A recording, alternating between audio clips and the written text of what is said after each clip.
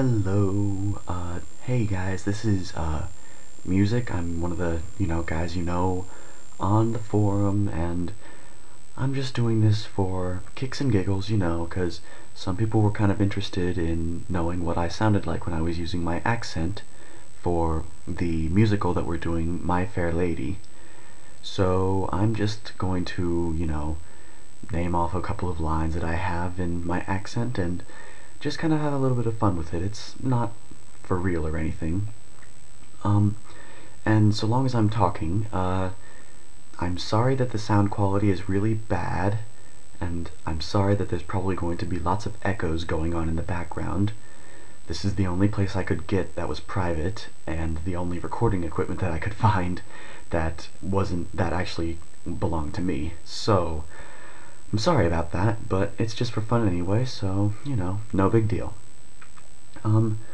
So I had to work on this accent for like ever, because I'm apparently not very good at learning new accents. I use the same accent for all of my characters apparently, but learning this accent was particularly difficult because it has to be very stylized and specific.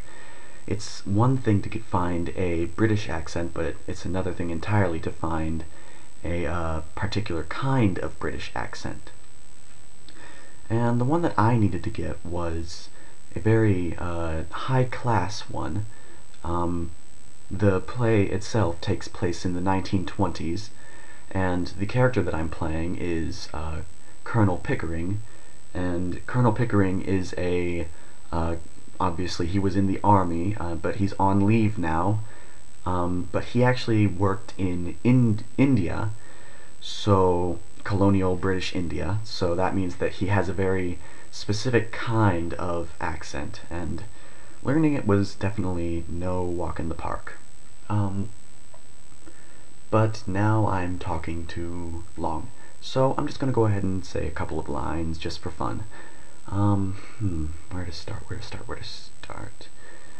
Oh, one thing that I found particularly funny is the way that they pronounce their A's. So instead of saying taxi, the character that I play would say, taxi, taxi, I say taxi. So it's kind of funny listening to how all of the vowels get changed in a character like this. Let's see, what else? Well, I suppose I could just go along with one of my longer lines that I have in the show, and for this line, let me just give you a little bit of background on it. In this part of the show, one of the main characters, Eliza Doolittle, has run away from the home that she's living in, and now me and my friend, Professor Higgins, are trying to find her, and I'm on the phone right now, telephoning, as you'll hear, Scotland Yard, to try and report her as a missing person and try and find her. So I'll just go ahead and start then. I've got the phone in my hand right now, so I'm just going to be talking on the phone as it is. Good morning, old chap. Colonel Hugh Pickering here. 27A Wimpole Street. I'm calling to report a missing person. Anything you can do to assist in her recovery will be frightfully appreciated. I am not without influence, and I'll see to it that your superiors, oh yes, well, Eliza Doolittle, around 21, I should say around 5'7", her eyes, brown, her hair, well, it's a rather neutral, nondescript color. I should really say more on the, oh shoot, well, at this part, actually, Professor Higgins interrupts and lets me know that the hair color is brown, so then, I continue talking on the phone, well, you heard the man, brown. Yes, this is her residence. Around 3 and 4 in the morning. No. No. No relation at all. Let's just say, good friends. Oh. Now, I say, my good sir, I don't enjoy the tenor of that question at all. What the girl does here is our affair. It's your affair to get her back so she can continue doing it. And obviously, the joke there is that the police officer on the other side thinks that me and Higgins are running a.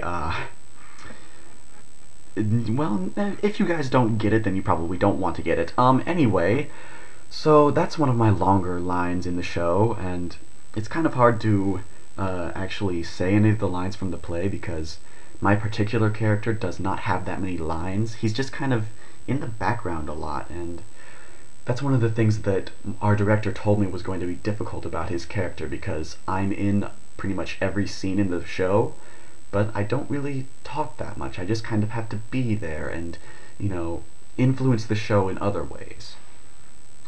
But I can.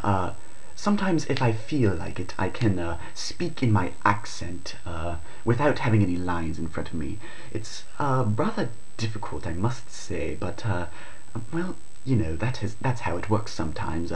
Since I'm from India, I have to work on my accent a little bit, so one day I sort of walked around school all day and used my accent all day, and I got a lot of funny stares from people, but it was still rather fun. And as you can hear, I still have a little bit of work to do with it. But, that is sometimes just how it works, and that's the way it works. And, yeah, that's my accent for you guys. There is one other thing that I wanted to do. I'm going to try and get a picture of what my costume looks like because you guys are not going to believe how amazing it is. We have some of the best we have the best costume people that I've seen in a long time for this musical. So if I get the chance, I'm going to get a picture of my costume and try and post it up on the forums soon enough. And that'll just about do it for me. Hope you guys enjoyed listening to my accent, and I'll see you guys later. I gotta get ready to go to dinner and then go off and do another show. See ya.